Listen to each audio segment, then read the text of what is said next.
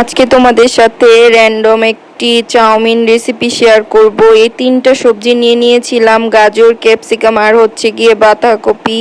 আর এই নুডলসটা ব্যবহার করেছিলাম, এটা এত পরিমাণে ইয়াম্মি। এটা হচ্ছে গিয়ে কোকোলার। তো হচ্ছে পানি বসিয়ে সেখানে একটু লবণ আর তেল দিয়ে নুডলসটাকে ভালো করে ফুটিয়ে নিতে হবে। তো আমি হচ্ছে এটাকে ছুটি একটা বাটিতে নিয়ে তারপর হচ্ছে গিয়ে নাড়াচাড়া দিয়ে আমি ফুটিয়ে নিব। অন্য একটা কড়াইতে হচ্ছে গিয়ে পরিমাণ মতো তেল দিয়ে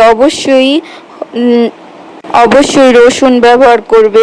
এতে করে হচ্ছে গিয়ে স্বাদ দ্বিগুণ বেড়ে যায়। রসুনটা হালকা ভাজা হয়ে আসলে পেঁয়াজ আর হচ্ছে গিয়ে সাথে চিকেনটা অ্যাড করে দিবে। এতে করে রসুনের পুরা ফুললি ফ্লেভারটা চিকেনের মধ্যে চলে যাবে, চিকেনের ব্যাড স্মেলটা ডিমে আর হচ্ছে গিয়ে চিকেনে আসবে না রসুনের জন্য।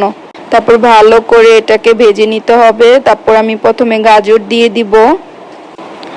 গাজর দিয়ে ভালো করে নাড়াচাড়া দিয়ে আমি নুডলসের মশলাটা ব্যবহার করব। পরিমাণ মতো লবণ দিয়ে দিব। তারপর ভালো করে নাড়াচাড়া দিয়ে যদি তোমরা একটু সবজিটাকে হালকা কাঁচা কাঁচা রাখতে চাও রেস্টুরেন্ট স্টাইলে, সেক্ষেত্রে কিছুক্ষণ নাড়াচাড়া করেই হচ্ছে গিয়ে নুডলসটা দিয়ে দিতে হবে।